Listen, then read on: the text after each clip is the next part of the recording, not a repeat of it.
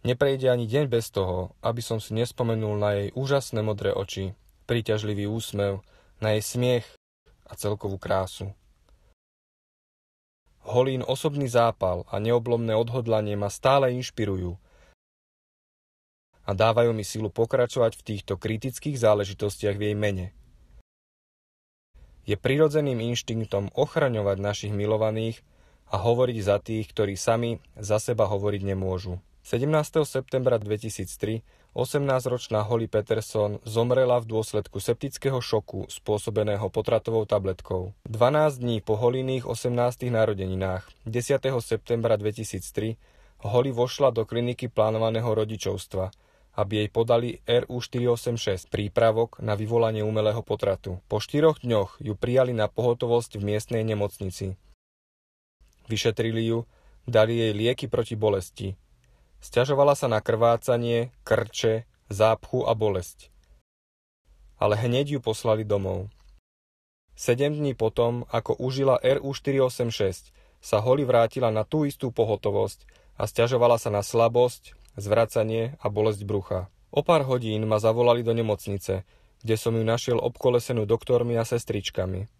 Takmer nevnímala a mala problém s dýchaním. Holly bola taká slabá, že ma takmer nedokázala držať za ruku. Nemohol som tomu vôbec uveriť a bol som zúfalý, keď som sledoval, ako Holly podľahla masívnej bakteriálnej infekcii spôsobenej umelo vyvolaným potratom pomocou RU486. S podporou mojej rodiny a priateľov som strávil tisíce hodín skúmaním lekárskych a vedeckých odborných časopisov, rozhovormi s lekármi, zákonodarcami, štátnymi a federálnymi úradmi, aby som sa dozvedel o RU486, nazývaným tiež mifepriston.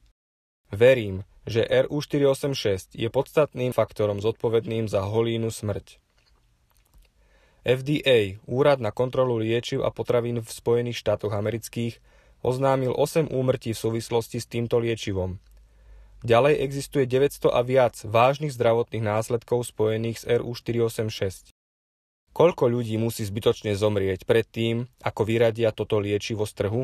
Veľa žien dôverovalo a stále dôveruje tomu, čo považujú za pravdivé informácie o tom, že s chemickým potratom sú spojené len malé riziká. Avšak rozumie priemerný pacient, tínedžer ako Holly, že možno riskuje svoj život, keď užije RU486, keď je opakovane vystavená výrokom ako toto je to, čo ženy chceli už roky.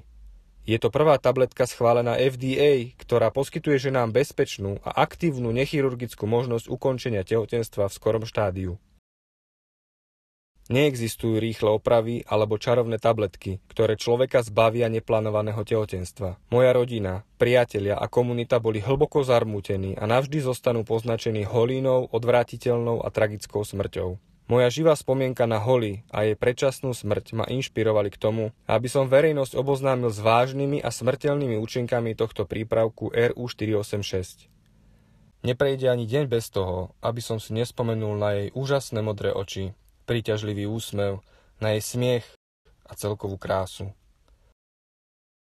Hollyn osobný zápal a neoblomné odhodlanie ma stále inšpirujú a dávajú mi silu pokračovať v týchto kritických záležitostiach v jej mene.